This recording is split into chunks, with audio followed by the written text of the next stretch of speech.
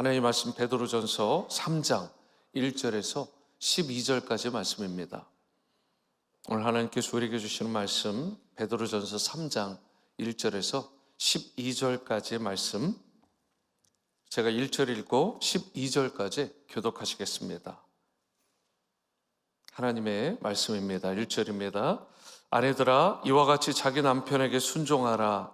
이는 혹 말씀을 순종하지 않는 자라도 말로 말미암지 않고 그 아내의 행실로 말미암아 구원을 받게 하려 함이니, 너희의 두려워하며 정결한 행실을 봄이라.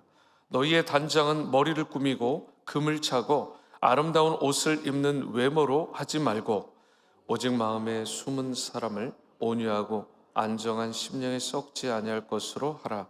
이는 하나님 앞에 값진 것이니라.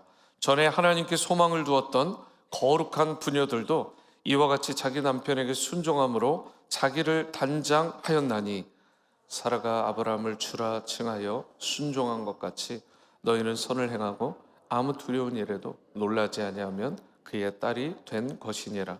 남편들아, 이와 같이 지식을 따라 너희 아내와 동거하고 그를 더 연약한 그릇이요 또 생명의 은혜를 함께 이어받을 자로 알아 귀히 여기라. 이는 너희 기도가 막히지 아니하게 하려 함이라. 마지막으로 말하노니 너희가 다 마음을 같이하여 동정하며 형제를 사랑하며 불쌍히 여기며 겸손하며 악을 악으로 욕을 욕으로 갚지 말고 도리어 복을 빌라. 이를 위하여 너희가 부르심을 받았으니 이는 복을 이어받게 하려 하심이라. 그러므로 생명을 사랑하고 좋은 날 보기를 원하는 자는 혀를 금하여 악한 말을 그치며 그 입술로 거짓을 말하지 말고 악에서 떠나 선을 행하고 화평을 구하며 그것을 따르라. 주의 눈은 의인을 향하시고 그의 귀는 의인의 간구에 기울이시되 주의 얼굴은 악행하는 자들을 대하시느니라 하였느니라. 아멘. 어제 큐티 본문이었죠. 베드로전서 2장 18절 말씀을 보면, 사환들아, 범사에 두려워함으로 주인들에게 순종하되 선하고 관용하는 자들에게만 아니라 또한 까다로운 자들에게도 그리하라. 까다로운 자들에게도. 여러분, 공정하지 않은 세상의 제도 가운데, 현실 가운데에서도 억울하게 고난을 당하는 그런 사원의 삶을 살더라도 선한 그리스도인으로서, 선한 하나님의 백성으로서 그 모든 것들을 참고 견디는, 그래서 아름다운 순종을 하는 모습을 보이라고 이야기를 합니다. 권위에 대한 아름다운 순종을 말하는 것입니다. 그리고 이 말씀은 오늘날에도 시대를 초월해 동일하게 적용되는 것입니다. 그런데 오늘 본문 3장도 마찬가지입니다. 이 참고 견디는 아름다운 순종을 가정에서도 해야 된다는 것입니다. 가정에서도 이것을 그대로 적용할 수 있도록 권면하고 있는데요. 먼저 1절 말씀을 보시면, 아내들아, 이와 같이 자기 남편에게 순종하라. 이는 혹 말씀을 순종하지 않는 자라도 말로 말미암지 않고 그 아내의 행실로 말미암아 구원을 받게 하려 함이니. 지금도 물론 그렇지만 당시 교회 안에는 예수님 믿지 않는 그런 넌 크리스천된 남편들이 많았습니다. 그리고 그 남편을 둔 여자 성도들도 당연히 많았죠. 이 베드로는요, 그러한 여자 성도들에게, 그러한 불신 남편을 둔 이 크리스찬 아내들에게, 성도들에게 뭐라고 권면을 하느냐? 인내함으로써 남편에게 순종하라. 이것도 동일하게 권위에 대한 순종을 말하는 것입니다. 그러면서 하나님을 두려워하면서 너희가 정결한 행실을 보이라라고 말씀을 합니다. 왜 그렇습니까? 그렇게 할 때 믿지 않는 남편을 구원할 수 있는 그런 기회가 주어지기 때문이라고 말씀합니다. 먼저 예수님을 믿은 그분의 자녀요 제자답게 믿지 않는 남편을 얻기 위해서 온갖 선한 행실을 하고, 그리고 그 남편을 거스르지 말고 순종하는 태도를 보이라라고 분명하게 말씀하는 것입니다. 그러면서 이어지는 3절과 4절을 보면 사도 베드로는 아내들에게 너희가 겉모습뿐만이 아니라 마음에 숨은 사람, 곧 온유하고 그렇게 고유한 인격을 하나님 안에서 갖출 수 있도록 권면을 합니다. 당시에는요, 이 아내가 남편의 소유물 정도로 여겨지던, 그렇게 취급을 당하던, 그래서 이혼 증서 하나 쓰고 보내버리면 되는 그런 이혼을 너무나 쉽게 당할 수 있는 현실이었기 때문에 여인들은요, 이 남편의 사랑을 얻기 위해서라도 어찌 보면 외모를 꾸미긴 꾸미는데 이것이 이 여인들에게서 생존의 문제일 수도 있었던 부분입니다. 그러니까 그냥 적당한 선에서 그렇게 세상적으로 잘 보이려고 한 게 아니라 자신의 생존의 문제일 수도 있었어요. 그런데도 베드로는 뭐라고 이야기를 하느냐? 너희가 겉모습보다 더 중요한 것이 있다. 그것은 바로 너희들의 속사람이라고 이야기를 합니다. 오늘날에도 동일하게 이 부분이 적용되는 것입니다. 우리가 아름답게 겉모양을 치장하고 화려하게 장식하는 것이 중요한 것이 아니라 우리의 마음을 하나님 안에서 성령의 도우심 가운데 아름답고 기품 있고 온유하고 정결한 자들로 우리 모두가 세워지는 것이 하나님 아버지의 뜻인 줄 믿습니다. 또한 이에 베드로가 계속해서 말하기를 아브라함의 아내 사라를 6절 말씀과 같이 예로 들면서 이 여인들을 격려하고 있어요. 6절을 보십니다. 사라가 아브라함을 주라 칭하여 순종한 것 같이 너희는 선을 행하고 아무 두려운 일에도 놀라지 아니하면 그의 딸이 된 것이니라. 사라는 아시는 것처럼 노년이 되도록, 노년에 이르도록 아들이 없었던, 자식이 없었던 그런 존재였지만 그럼에도 불구하고 아주 평탄하게 순적하게 가정생활, 부부생활을 유지할 수 있었습니다. 왜 그런가 보니까 그녀가 하나님께 소망을 두었다라는 거예요. 그러면서 위로는 하나님을 섬기고, 그리고 옆으로는 이 남편을 주라 칭하면서 그렇게 부르면서 순종했기 때문에 이 일이 가능할 수 있었다는 것입니다. 잘 아시는 것처럼 과거에는 자식을 낳지 못하면, 특별히 아들을 갖지 못하면 소위 팽당할 수 있는 거예요. 버림받을 수 있는 것입니다. 그렇게 해도 할 말이 없는 거예요. 그런데도 아브라함은 끝까지 그 사라를 사랑하고 계속해서 자신의 본처로서 그렇게 품어주고 충성을 한 것입니다. 끊임없이 사랑한 거예요. 그 이유를 보니까 사라가 하나님을 경외하고 또 남편을 사랑하고 존중했기 때문에 이러한 일들이 가능했다는 것입니다. 그러면서 이어지는 7절 말씀은 남편에 대한 권면의 말씀을 담고 있습니다. 7절을 보십니다. 남편들아, 이와 같이 지식을 따라 너희 아내와 동거하고 그를 더 연약한 그릇이요 또 생명의 은혜를 함께 이어받을 자로 알아 귀히 여기라. 이는 너희 기도가 막히지 아니하게 하려 함이라. 베드로는 남편들에게 분명하게 말씀을 합니다. 아내를 생명의 은혜를 함께 이어받을 상속자로 알아라. 그러니까 육체적으로 보면 이 자녀라는 새 생명을 얻는 일에, 우리가 그 유업을 이어받는 일에 상속자들로도 나가지만 영적인 의미에서도 보면 새로운 생명을 얻어서 하나님의 나라의 자녀요 백성이 되는 그런 놀라운 축복을 함께 이어받는 자로 알고 그를 귀하게 여기라라고 이야기를 하는 것입니다. 그렇지 않으면 뭐라고 말합니까? 기도가 막혀서 하나님이 그들을 멀리 하실 것이다. 그렇게 이야기를 하고 있습니다. 그래서 전에도 설교 가운데 제가 한번 강조한 게 있지만 이런 이상한 습관을 가진 남편분들이 종종 있다. 그게 뭐예요? 이 외부 다른 아내가 아닌 여자들한테는 막 짐도 들어주고 막 나이스하게 해요.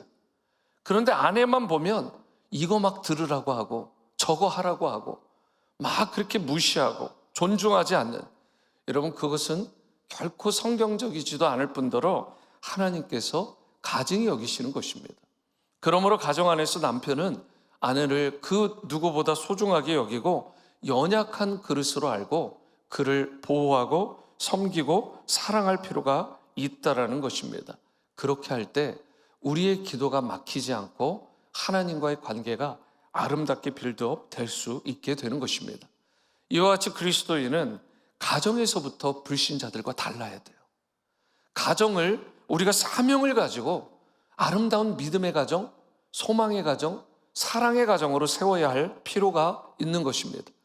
이번에 새가족반을 했는데 이제 새가족 환영회를 지난 주일에 했죠.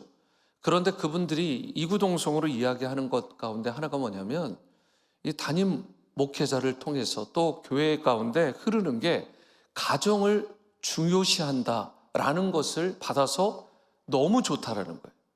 여러분 가정을 소중히 여겨야 됩니다. 태초부터 하나님께서 가정을 창조하신 거예요. 아담과 하와를 통해서 아름다운 가정을 디자인하시고 세우시고 그 가정을 지금까지 이어받게 하신 것입니다. 이렇게 소중한 최초의 공동체가 되는 가정을 등한시한 채 우리가 다른 곳에 눈을 돌리면 안 되는 것입니다. 그래서 한국의 모 교회 거기는요 이런 것을 한다고 해요. 신방을 불시하는 거예요. 정해놓지 않고. 가보면 집안이 소위 난장판이잖아요. 그러면 이런 처방전을 준답니다. 1년간 교회 사역 금지. 이해가 되세요? 집안부터 돌보라는 거예요. 자녀들 돌보고 아내는 남편은 남편은 아내를 돌보고 집안부터 정리정돈 잘하고 교회에 와서 환경 미화하고 잘 섬기라는 것입니다. 물론 뭐 양쪽 다 동일하게 잘 해야 되겠지만 그렇게까지 극단적으로 처방전을 줄 정도로 가정을 중요시하는 그런 스피릿도 있다는 것입니다. 여러분과 저도 마찬가지입니다. 우리 가정을 무시한 채 버려둔 채 주님의 일을 한다라고 달려갈 수 없는 것입니다. 우리는 늘 밸런스, 균형 감각을 유지해야 돼요. 교회와 가정, 가정과 교회는 같이 가는 것입니다. 그렇기 때문에 그리스도의 몸된 교회와 그리스도의 몸된 바로 가정은 하나님께서 원하시고 기뻐하시는 그러한 모습으로 아름답게 세워져야 되고, 이 일에 가장 우선적으로 해야 되는 건 남편과 아내의 관계이고, 이 관계가 아름답게 설 때에 자녀들도 안정감을 느끼게 되고, 그리고 그 자녀들도 믿음의 세대로 아름답게 서는 것입니다. 이러한 아름다운 가정을 우리 삶 가운데에서, 우리의 삶의 현장에서부터 시작할 수 있게 되기를 주님의 이름으로 축복합니다. 마지막으로 8절에서 12절을 보시면 축복하는 자가 복을 얻는다, 그런 진리의 말씀인데요. 무슨 내용이냐? 8절에서 9절을 보십니다. 마지막으로 말하노니 너희가 다 마음을 같이하여 동정하며 형제를 사랑하며 불쌍히 여기며 겸손하며 악을 악으로 욕을 욕으로 갚지 말고 도리어 복을 빌라 이를 위하여 너희가 부르심을 받았으니 이는 복을 이어받게 하려 하심이라. 믿음의 공동체 안에서는, 이 교회 안에서는 어떻게 하라고 해요? 먼저 서로에 대해서 마음을 같이 해라. 마음을 갈라지지 말고 마음을 같이 해라. 그리고 어떻게 해요? 동정해라. 함께 울고 함께 웃을 수 있어야 된다. 지난 주간에도 지금 수술을 받으시고 입원하신 분들이 꽤 많으십니다. 이분들 소식을 아시는 분들 같이 기도하고 있는 것으로 알고 있어요. 새벽 재단에 나오신 여러분들, 특별히 우리 수술을 받고 회복 가운데 계신 분들, 또 수술을 앞두고 계신 분들 잘 회복되시고 치유될 수 있도록, 또 오랜 불치병 가운데 신음하고 아파하시는 분들, 그런 배우자를 두신 분들, 그런 부모님, 그런 자녀를 둔 그러한 분들을 위해서 우리가 함께 동정하며 위하여 기도해야 될 줄로 믿습니다. 사랑으로 섬겨줘야 되는 것입니다. 여러분이 같은 목장이라면, 또 조금이라도 인연이 있다면 그 병원에 여러분 신방도 가시고, 또는 전화로라도 신방을 하시고 그렇게 또 기도와 함께 사랑의 우리 섬김이 실질적으로 있어야 될 줄 믿습니다. 여러분, 그렇게 할 때 교회가 교회다워지고 성도가 성도다워지는 것입니다. 서로 사랑하고 긍휼히 여기고 나보다도 남을 더 낮게, 시우시죠? 높게 여기고 그렇게 겸손으로 사랑으로 섬길 수 있는 우리 따뜻한 공동체가 되었으면 좋겠습니다. 이번에 새가족반에서도 참 놀라운 건 젊은 커플들이 많이 왔는데 이런 고백을 해요. 교회 첫 이미지를 물어봤습니다. 그런데 그 환영회에서 고백하시는 게 거의 이구동성으로 교회가 따뜻합니다. 온기가 느껴집니다. 여러분, 이게 그냥 한두 명이 한 얘기가 아니에요. 이게 교회의 전체적인 분위기를 그분들이 그렇게 느끼고 있는 것입니다. 여러분, 우리 교회 가운데 하나님께서 주신 놀라운 은혜고 회복이고 축복인 줄로 믿습니다. 계속해서 이러한 따뜻함을 유지하고 서로에 대해서 관심을 가지고 사랑으로 대접하는, 섬김을 받으려 하기보단 섬기려 하는 우리 모두가 될 수 있게 되기를 축복합니다. 그러면서 불신자들을 대할 때는 어떻게 해야 되느냐? 원칙이 있습니다. 악을 악으로 갚지 말고 또 욕을 욕으로 갚지 말고 도리어 어떻게 해요? 심지어 복을 빌어주라, 이렇게 이야기를 하고 있습니다. 참 쉽지 않은데, 너무나 어려운 일인데 분명히 성경은 그렇게 우리에게 권면하고 있는 거예요. 이것이 베드로 사도만 얘기한 게 아닙니다. 예수님께서 뭐라고 얘기하셨냐? 마태복음 5장 44절에요. 원수를 사랑하며 박해하는 자를 위하여 기도하라. 여러분, 어렵지만 힘들지만 원칙이 있습니다. 바로 성경이 말하는 분명한 원칙이 있어요. 그것은 바로 욕을 욕으로 갚지 말고 악을 악으로 갚지 말고 도리어 원수를 사랑하되 그를 위하여 복을 빌고 그를 위하여 기도하는 수준까지 나가야 된다고 이야기를 합니다. 우리가 성경을 함부로 재단하지 말고 이것은 지키고 이것은 지키지 않는 것이 아니라 여러분과 제가 가감없이 하나님의 말씀에 기쁨으로, 정말 어려운 일이지만 묵묵히 순종함으로 주님의 뜻을 이루는 그러한 크리스천들로 다 설 수 있게 되기를 바랍니다. 세상은 악을 악으로 갚죠. 욕하면 욕으로 갚아버립니다. 하지만 그게 당연하고 정당한 것으로 세상을 속 시원하게 욕하라고, 속 시원하게 갚으라고 막 그렇게 얘기할지 모르지만 예수 믿는 우리는 달라야 됩니다. 끝까지 향기를 내고 또 끝까지 선을 행하고 끝까지 화평을 구하는 피스메이커의 역할을 우리가 감당하되 교회 안에서, 가정 안에서부터 그 일이 이루어지고 나아가 밖에 이것이 실천돼야 될 줄로 믿습니다. 그러면서 본문 10절과 11절 말씀, 그러므로 생명을 사랑하고 좋은 날 보기를 원하는 자는 어떻게 해요? 혀를 금하여 악한 말을 그치며 그 입술로 거짓을 말하지 말고 악에서 떠나 선을 행하고 화평을 구하며 그것을 따르라. 말 한마디로 아시는 것처럼 사람 목숨을 살릴 수도 있고요, 말 한마디로요 사람 목숨을 빼앗아갈 수도 있습니다. 그렇게 강력한 권세가 있고 강력한 힘이 있는 게 혀예요. 여러분, 그래서 이것을 잘 다스려야 됩니다. 그래서 이 부분에 대해서 조병호 목사님이 성경 통독 이 책을 하나 썼는데 여기에 이렇게 얘기를 하고 있어요. 우리가 인생을 살아가면서 복을 받고 누리는, 은혜를 누리는 비결 중 하나가 자신의 혀를 제어하는 것이다. 우리가 혀를 잘 다스리지 않으면 하나님께서 우리에게 주시고자 하는 각종 좋은 복들을 유업으로 받을 수 없는 것입니다. 하나님 나라에 있는 이 소망이 있는 사람이라면 현재의 시련과 그 고난을 오히려 기쁨으로 감내하고 바꿀 수 있는 그런 능력이 있는데, 성도는 어떻게 해야 돼요? 입술로, 혀로, 함부로 남의 허물을 들춰내거나 상대를 오히려 칭찬하지 않고 저주하려고 하거나 시기하고 다투는 말은 다 버려버리고 이제는 화평과 긍휼과 의와 사랑과 그리고 섬김으로 우리가 혀를 잘 다스리고 사용해야 되는 것입니다. 말씀을 맺겠는데요, 예수님을 닮고 말씀에 순종하는 삶은 어떻게 해요? 남편과 아내, 부모와 자녀, 가까운 또 교회 공동체 안에서부터, 가정과 교회 안에서부터 실천되어져야 되는 것입니다. 여기서 회복이 되어질 때 세상이 회복될 수 있는 거예요.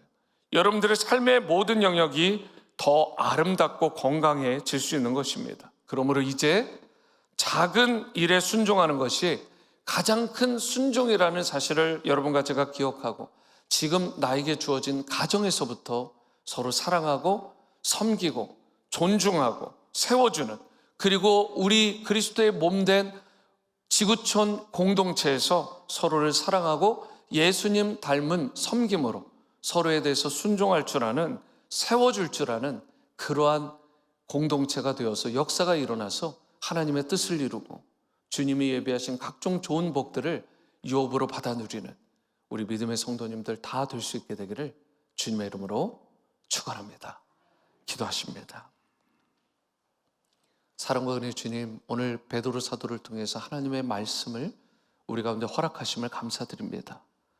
참으로 가장 먼저는 가정에서 남편이 아내를, 아내가 남편을 사랑하고 존중할 줄 알고 섬겨야 되는데, 우리 가운데 그러한 모습이 부족하다면 하나님 다시 한번 성경으로, 하나님의 말씀으로 돌아갈 수 있도록 우리를 도우시고 인도하여 주시기를 원합니다.